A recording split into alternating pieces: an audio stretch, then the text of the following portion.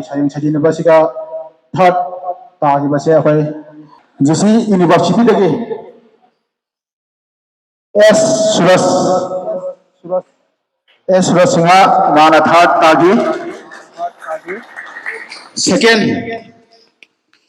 second tagibasiso GC University dagi Arambam Yaikendi aduga first mayamna khwaidagi taninga leiba aduga first position takibasina Nehru College Langlen Chenu yang thaka chari ahoi lehoriba bairoi kurima mapan lehoriba mapan sing participate tokiba singchu eyong wakhan chonda bigano ahoi chahi khudingi pangtokpa ngambo jage asigumba manipuri lon gi numit chahi khudingi su ahoi sareng competition chahi khudingi su tobang ngambo jage aduna asi maithire ga su matung tarapada mathang chahi da mai papa ngamnaba honabiu hajari maram aduna ahoi hojik matam chu leselakta baga ahoi mayam ngai nei se nasade ngai se nasa ayuk te chu jagoi sani na daga isei sakani ai rakosing humam ta dana ki makeup ka loi chai re aduna hoje adugi mayam ngainari bodo akhoi khawang na akhoi jang thuna hona bi akhoi participation akhoi amamta kausin jage ahan bada akhoi participation da kausin jaraga participation da jangjang phi amadi certificate na chingba khudol tamna ba matung da akhoi first second third ki mana si jang thok sage aduna akhoi kausin jari ngasigi sareng competition asida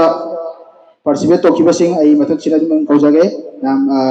khogi mahaido singna lengka tiak na nising jari ahan gata K Nandia और higher secondary school माबो कुसिन जरी khogi amsugi isan singna khogi lengjala mati certificate sing topiak na nising jari khoi mana CPB na bagi damakta khogi madam K Nandira mayam photo upload ko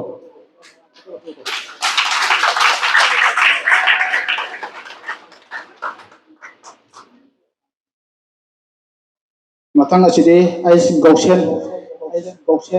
Nehru Higher Secondary or Higher Secondary School Gausen jari ais Gausen singa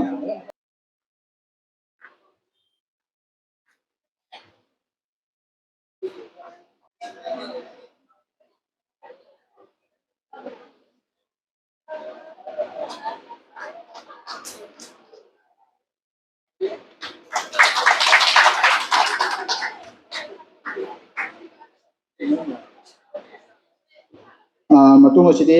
achuram sana lemba PK College mana CPB na bagi damakta akogi amsu Student Committee ki Vice President among karbo ko sendiri among lebita GC University ko sendiri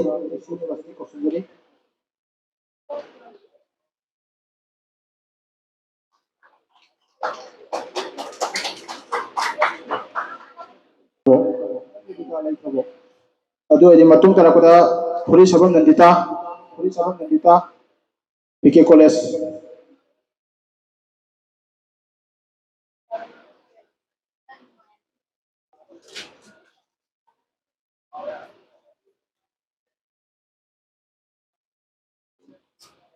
among lebita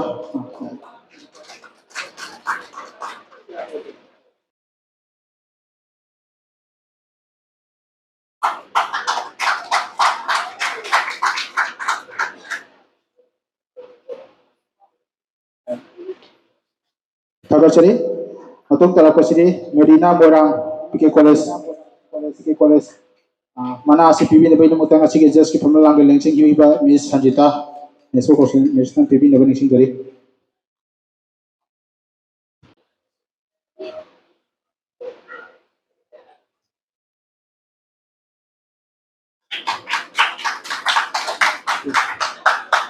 matang aside NG Maleng Manba Nehru College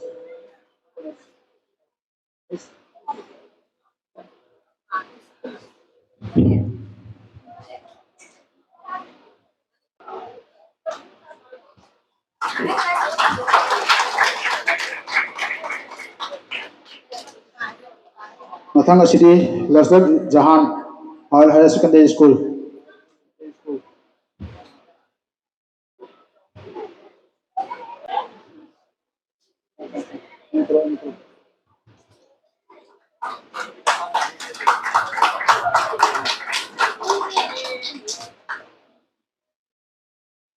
Hojik participation da lengjal amadi kudo certificate pidun ekai kuna uthrabagi matungda masigi sareng sadin naba asigi third prize fangkiba ai Suraj Singha maki mana ase akoina harau harauna akogi lakibu kumangi bazar Mango Gopal la sacharu bada sponsor to bi harma tanda wazana wazagi lekhijaba amam event to bi wazagi mingda masigi mana ase kachara pani waza bujo haningai den thagachari waza ase nasa ayuktari la ambani ahan orabani ma mayum hangre ado toigu masung asigi mana asidi akogi ngasigi sareng competition asigi moderator biba waza achievement design wazana asigi ai surasta pina bina pipiu hanan sinjari ai suras ko sinjari asigi sareng sadin nabage third class pangaba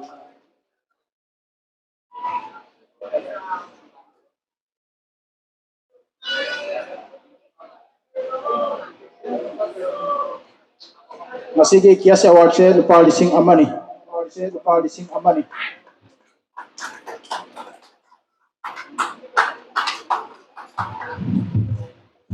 matung tarapada asigi second prize phangbi khibi JC University dege hoi amsugi so executive member bani mahakse aramam jaichendi ban jaichendi ko sinjari mana pibi kitaba ko ngasi tharam asigi chief guest ki rating ga thabiramba oja waras bari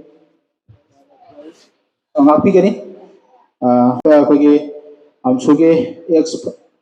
president oimba oja nopon akon nandamon oja bu ko sinjari asigi mana asibi ni bai mata oja bu ko sinjari second prize fangisi sina asigi kiaso asina rupa lising ani ni asina apage oja toling gundagi ngangom basanta oja ex vice president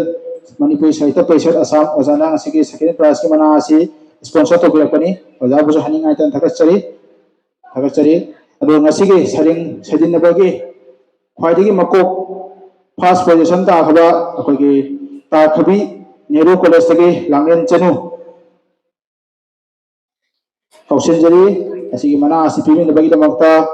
amsu Lakipur District Committee ki president Thagapam Bishop kausenjari masa mana asing asigi saring sadin naba sida first prize